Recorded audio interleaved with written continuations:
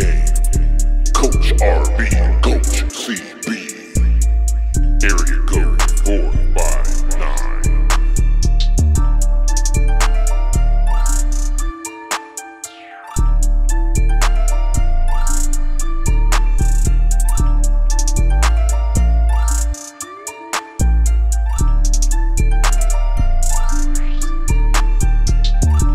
What up, Area Code 459? It's your boy, Coach B. I'm here with my dog, man, my co-host, Coach CB. What's up, CB? What's up, Coach? How you doing? Man, I'm blessed.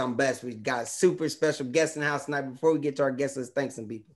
We want to give a shout out to In-House Inc. for the awesome logo that they've created behind us. We also want to give a shout out to Jade Made Crafts for everything that she's done, getting our t-shirts and our logos and all the household items put together. We also want to give a shout out to our guy, George Frost, for the East Bay store that he has put together for us. If you want all of your favorite Nike and Jordan apparel with our logo on it, make sure you click that link below. And we can't forget all of the friends and family that have supported us along the way. Definitely couldn't have done it without them. But most importantly, God for giving us the vision for Area Code 459. Yes, ma'am. Yes, ma'am. Well, you have the opportunity to introduce our guests as well. Go ahead and introduce our guests to the show. Well, we got one of our awesome people back on, Mr. Willie Spears. You guys know him, motivational speaker, coach, teacher, all the above, father. But it's been a blessing today because we get to have his daughter on, who has just published her first book. It's called Spears Makes Her Point. So how are you guys doing today, Mr. Willie and Taylor? I'm doing really good, actually. I'm just doing good. All right, and don't forget, Miss Taylor is a 10th grader, so she's a sophomore in Panama City Beach, Florida. So guess what? She's doing big things, and she's not even a legal adult yet. She is doing her thing. Well, we're super we're super excited to have you guys both in our mini series that we're going through this month for our second episode of Hidden Voices. When we think of hidden voices, it is so important to listen to other people's stories. That's why we have you guys on here. We feel like developing relationships and following up and hearing people's stories are such a big component of people's lives. Much like sharing your own story can help benefit others, it can engage people, and listening to their stories can broaden your scope of knowledge and understanding. So I'm super excited to have you guys. I'm super excited to have you guys here for our second episode of the Hidden Voices. The first question is going to go to you, Miss Taylor. Ladies first. Tell us about yourself and how you became a person you are today. So, I'm not really that interesting. So I don't really have this amazing story on how I got to where I am today. But I just say that growing up, my parents had a big part of shaping me, basically. And then everything around me has shaped and molded my personality in different ways. And I just think that everything I've gone through has made me better along the way. And I don't really have a way to describe myself, but that's just how I was brought up in a fun way, I guess. Well, I can definitely hear that story from you, but nobody's going to believe you when they see all the posters and pictures on your wall and think that you're not an interesting person. You're such an interesting person. But go ahead, Coach. Tell us about yourself. How did you become a person that you are today? Very, very similar to Tay. Just the way I was raised and the expectations of my family and the lineage of our family and making people proud and how faith was an important impact in my life, important part of my life. And just thankful for the people around me that helped shape and mold me. I'm still evolving. I haven't graduated from life, thank God. And so we're still becoming hopefully a better person each day. But we're here now because we were taught to set goals and try to accomplish those goals. And we try to instill those same values in our children. Awesome. Go ahead, CB. That's awesome. And sorry, my internet just keeps going in and out, but that's awesome. And I love to hear that because I believe that when people invest into you and you can see who they are inside of you, that's more impactful than anything else. But when it comes to influence, who has been an influence in your life and how have they encouraged you to use your voice? Taylor, you can start this one. Okay, so I don't have any like big influences. I'm gonna go with my parents again because they're very inspiring people. Like my dad, for example, he wears a lot of different hats. He's a coach. He dabbles in ministry. He's a teacher, an educator. Like, he does it all. And then my mom is just a very strong woman, and I absolutely love her. And she's just showed me what it's like to grow up and how it is to be, like, a smart, hardworking African-American, woman or young girl. And they have both just really inspired me a lot. Go ahead, Coach. Yeah, I have a lot of inspirations. Of course, I'm a little older than Tay, but it starts with my parents. Very blessed to have a great mother and father. My mother passed about 5 years ago, and have a great stepmom now, and so they're very influential. Also, my wife is inspiring. Her consistency and stick-to-itiveness and finding a way to put up with somebody like me is not easy. But also just writers and speakers, in the coaching world, influenced by people like Bobby Bowden and Tony Dungy. And then in the ministry world, influenced by people, this old guy, he's dead now. His name is Gilbert Earl Patterson, just a great pastor that I've never met, but it was always influenced by. I think the biggest influence are people that you can touch, like Taylor Name, people that you can actually see. And so for me, that were coaches, like my high school football coach, Steve Harden. And then there were people in church, a guy by the name of David Presley and Lorenzo Martin. They were in their early 20s when I was a teenager, and I saw their walk with Christ, and it let me know that you can enjoy life and be saved. You can have fun and be a Christian. So that was important to me and good for me to see. So I have a lot of influences, and I'm still being influenced today, Coach Bree. Coach B, Coach RB, Coach Greg Rivers, he just sent us a check to buy 5 of Taylor's books and said, give them away to people. So he's still influencing me, and he doesn't even coach me anymore on how to give back to others. And so there's just so many great influences in my life that I've been blessed with.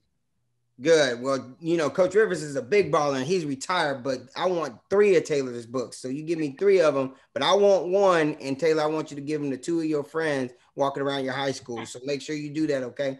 And when you talk about inspiration, man, I'm so fired up. I'm over here trying to keep my seatbelt on in my seat because, Mr. Willie Spears and his wife, Miss Spears, they were definitely inspirations to me. I worked with Miss Spears at a high school in our city, and she was the one that kept me grounded, kept me going. She was a counselor, so she'd counsel my kids if I need some extra, like, hey, I need this kid to stay on his grades, or hey, I want this kid to take the ACT, or hey, I need this kid this kid is doing a good job, he just needs a little extra. She was willing to do whatever we ask. And then of course, Coach Spears, man, he wears so many hats, and sometimes it's like you look at somebody run their race and you think back to your spiritual thought process and you're like, man, that's his race. I can't run his race. I got to run my own. But at the same time, it's so inspiring to see how he runs his race and so how much he connects and how he, wears the different hats, but he also finds time for each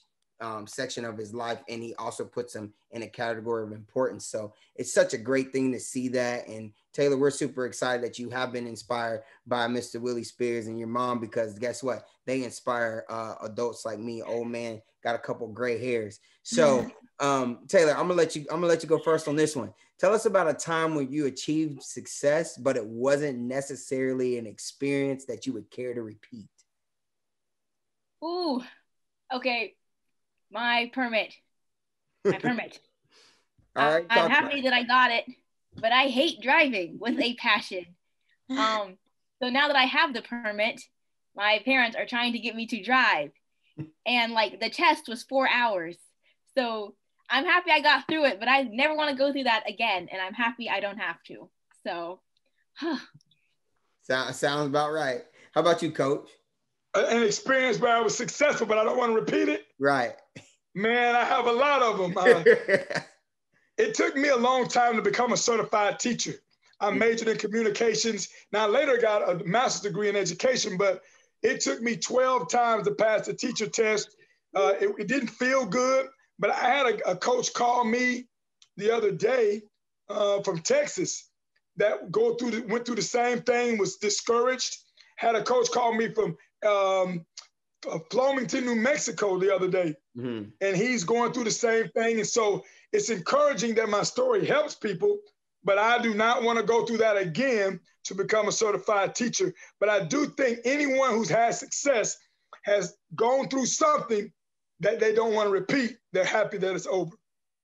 Absolutely. And I know about that test too, man. We had the practice in Alabama, and then we had the Florida DOE test in Florida. So both of those I don't want to repeat again. I'm making sure I keep up with my hours, even though I'm not teaching anymore. I'm making sure I keep up with my hours for recertification, because that is definitely a tough way to go. Go ahead, CB. Man, I try to do the same thing. I took the GRE, and in the middle of the first time I took the test, I said, "Oh, I already failed this." I finished the test, and I was like, I got a lot more work to do so I can pass this one. But I finally passed it the second go around, and hopefully soon I'll be enrolled to get my master's. But yeah, those tests, man, they're tough. But I want to talk a little bit about your book, Taylor. I know it's titled Spears Makes Her Point, and I was reading up on it, and basically it's just about this past year and everything that you've gone through, and just your voice and how this year has influenced you. But can you talk to us a little bit about this year, how 2020 has been for you, and how has it given you a new perspective? And then the question that I want you to follow up with is why did you decide to publish your story in the form of a book versus, like, nowadays everybody's trying to have podcasts or video logs or whatever they want to do with that, but why did you decide to put it in a book and publish it?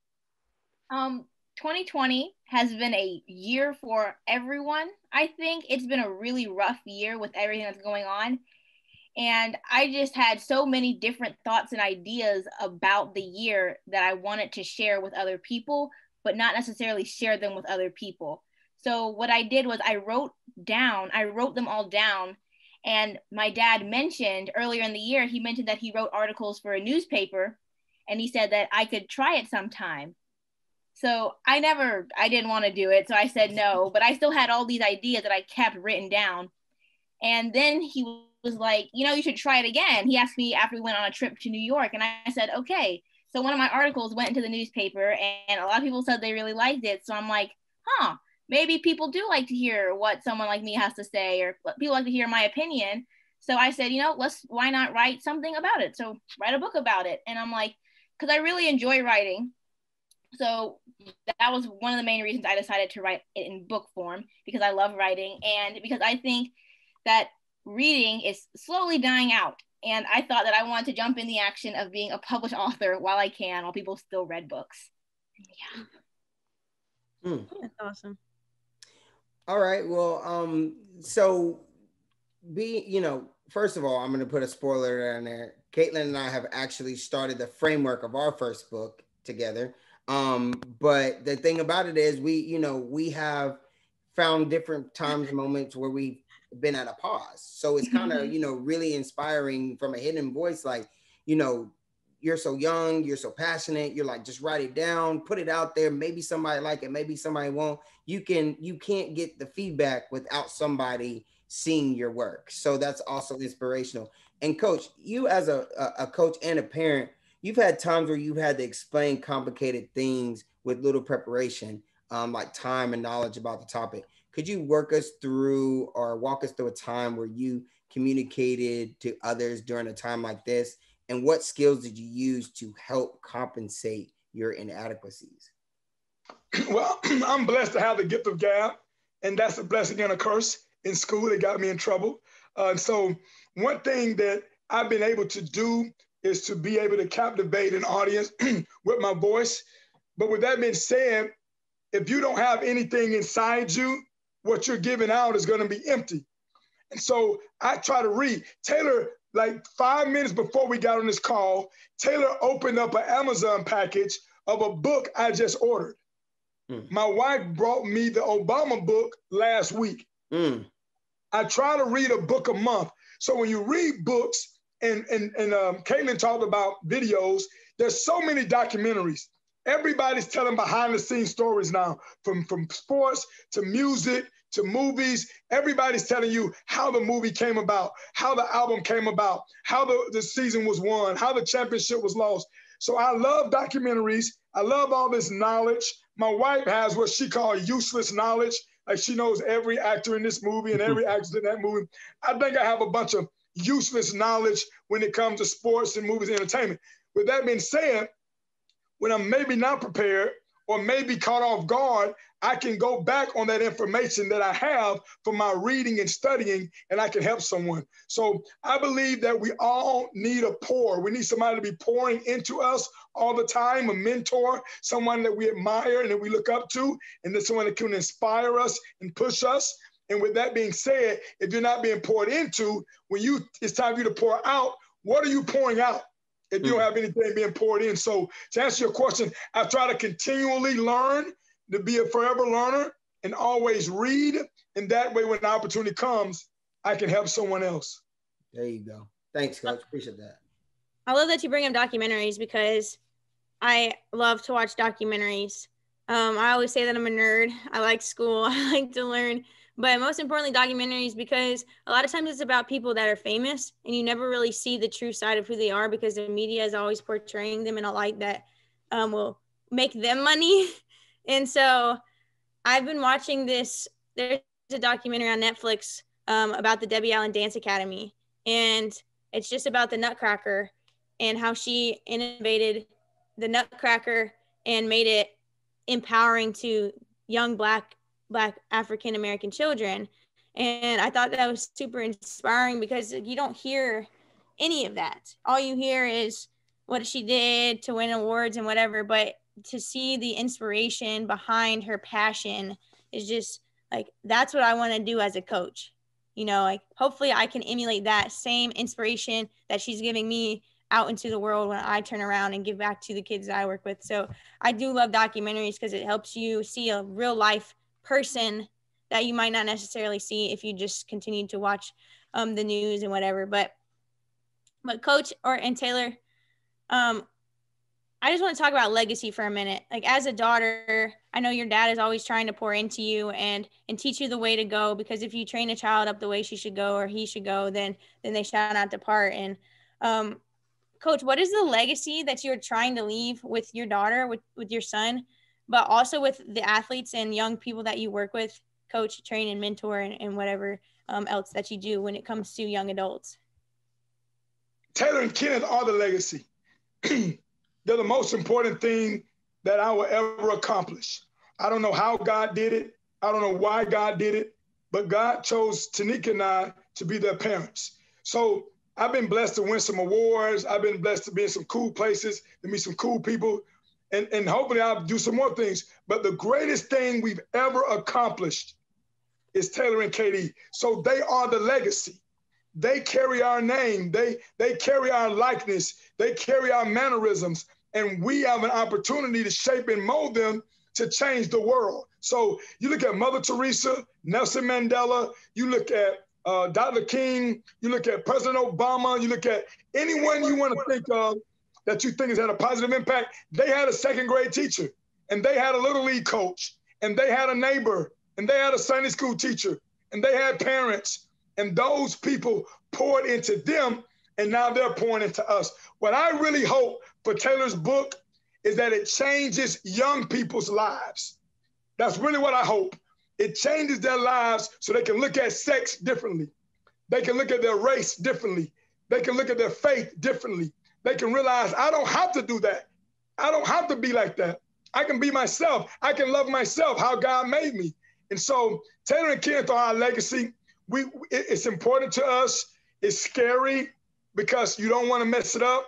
I tell parents all the time, you can't drop the ball when it comes to your child. You can mess up in other areas, but when it comes to your child, it's too important. You can't miss. And so we're still working on it.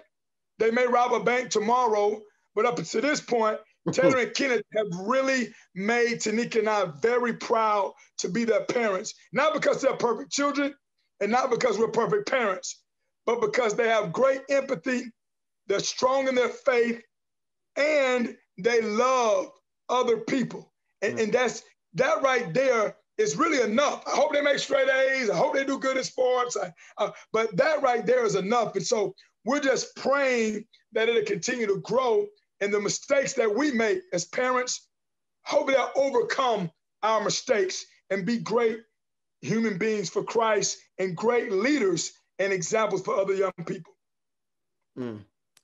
That's so powerful, Coach, because I was just having this conversation with an old colleague of mine, and we were just talking about my young sister who's a senior this year, and she just got into Stanford University on a full ride scholarship. And the crazy thing about that is, the first person to hold a degree in our family was myself. The only person to have a graduate degree is myself. Then my older sister, she now has her degree. My mom, she now has hers. And that college going culture had been passed down, like legacy, like you talk about, to my sister. And she's just blowing everything that we can ever imagine out of the water. She's top 5 in her class. She wants to, be a neuroscientist. She wants to go to the other side of the country, other side of the world for most of us, to do these great works. And I see the same thing, in you, Taylor. I see that, your dad's promoting you. He's pushing the legacy. He's saying, I want to train up my child in the way she should go, because when she gets old, she won't depart from it. She'll be ready for the world. And I like that both of you guys talked about documentaries, because I use documentaries in my coaching as well. And I say documentaries tell you what it is, not what it should be.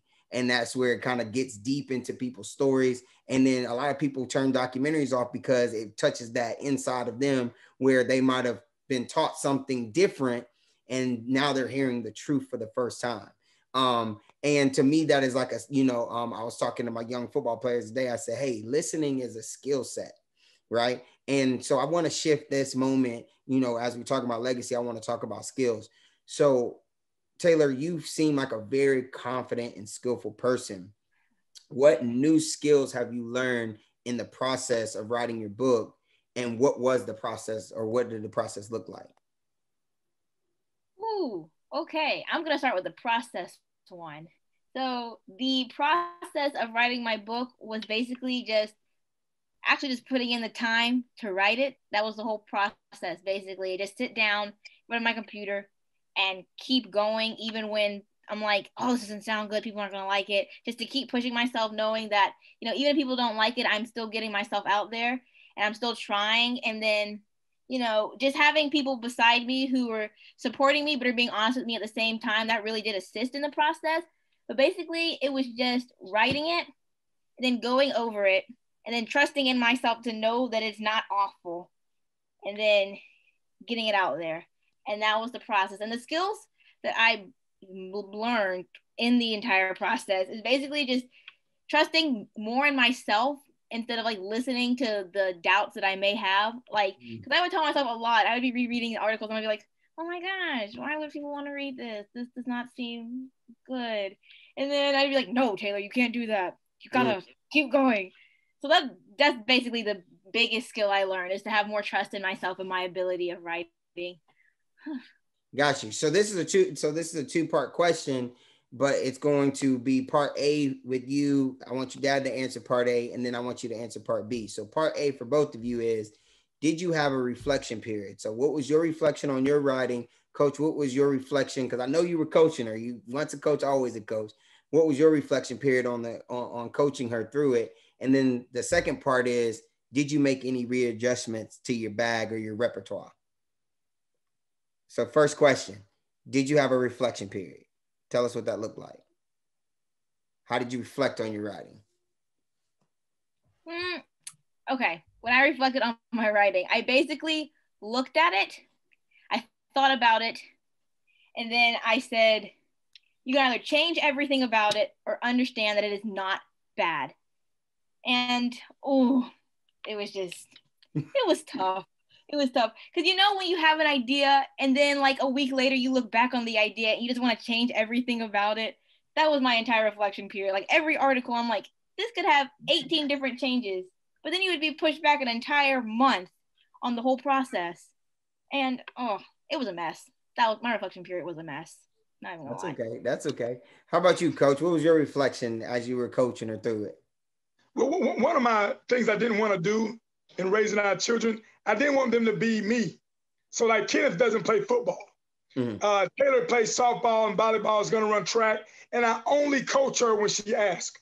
I see all these issues with her softball a lot, but I don't talk about them because I don't want to be her coach. I want to be her dad. I know coaches who I believe they have a coach-athlete relationship with their children. I never wanted that. And I wanted them to have their own mind. With the book, Taylor writes things that I don't agree with. I just don't see things that way. But I'm not a Black girl, so I won't see things that way. But I respect her opinion, and I know that her opinion may change over time. So with that being said, Coach, I wasn't over her shoulder. I wasn't telling her what to write about. She asked several people for suggestions. Some of mine she thought were corny, some she thought was okay. There's a friend of our family who publishes a newspaper in Union Springs, Alabama, who helped Taylor edit the book. Her and Taylor worked more closely together than Taylor and I did. Now, I read every article before it was published, and I made some suggestions. She used the word, I'll go ahead and tell you, she used the word referring to Black people as colored a few times. Mm-hmm. And I thought that that may offend some people. So I suggested she change it to African American or Black. She didn't want to at first. She talked to Miss Kim, the editor. They went back and forth about it. She finally changed it. So if I would have coached her every step of the way, the book would be different. Because I would have said, don't say that, don't say it this way, don't. But then it wouldn't be her book, it'd be our book. And it's not our book, it's her book. So my coaching was, we need to get someone to look at the grammar. We need to get someone to look at this. I like your cover design, but let's get a graphic designer to make it pop more. So that's kind of what I tried to enhance her vision, not change her vision. And that was tough for me, Coach. Right. That was tough. And you know what, though? I will put a nugget out there because, you know, I'm getting the first step of, you know, fatherhood myself. And what I've noticed with me is I'm like, hey, sometimes you need the outside help to raise the village, right? You found her an editor. You found her, somebody that's going to help her with the publishing, graphic design. That is outside village helping Taylor be successful, right? And I like how you said that, hey, some of the things that dad suggested is corny. Taylor, I'm gonna tell you right here, right now. Some of the things that my parents say are corny too, so it's okay. But with that being said, how did you readjust some of the things that you have in your bag and improve them as you get ready to write your next one? Because I know you're gonna write your next one, and I want 3 of those too. Basically, again with my referring to my reflection period, the whole I want to change everything. I had to hold myself off of that. So everything that I changed in the book was grammatical errors, and that was it. And it was really hard because I was really refraining myself. I'm like, this paragraph sounds not good right now. I want to change it. But then I'd be set back a whole month. So everything that I did change in the book when going over it was grammatical. And that was really difficult. I can't even put into words how hard it was not to change every sentence into something different. Oh. So I have one more question, and then we can, get to the huddle up. But my last question, this is for both of you as well. And Taylor, you can start. Here at Area Code 459, we talk about love, and we talk about inspiring others, and we talk about empowerment, and Hidden Voices are all about those things. We feel like this mini series embodies what we're trying to do, and we're trying to capture those hidden voices because we know those voices are no longer going to be hidden. In 2020, those voices are shining. I tell my little sister, like I said, I told you her story. I want her to shine in everything she does, and I know Coach Spillers wants you to, and of course we do here at Area Code 459. How can you say your passion drives you and your love for what you do?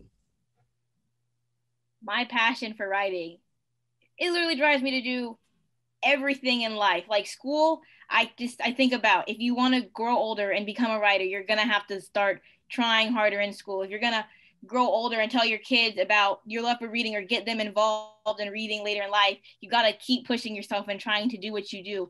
So my passion and my love for reading and writing, it drives me to do so many things in life, in my everyday life, that I can't give it up. And reading everything, it just helps me love others because books have all different types of stories from all different types of people, from like every different kind of background. So when you read a book, you learn about other people's lives and other people's backgrounds without intentionally knowing you're doing it. So it makes me feel empathy for others, and like I can just connect with other people without knowing how I learned how to connect with them. And that's just absolutely amazing. And just reading is just a huge love and passion of mine. And it just drives me to do so many things that do so much good. Awesome. Awesome. How about you, Coach? How does your passion drive you? My passion is helping young people. I was actually, one reason my voice is gone, I was in Jacksonville, Florida last night, helping some young people that I don't even know. That's just my passion. It really is on so many levels. But if we don't help the young people that live in our house, we're missing the boat. Mm-hmm. So they're our first ministry.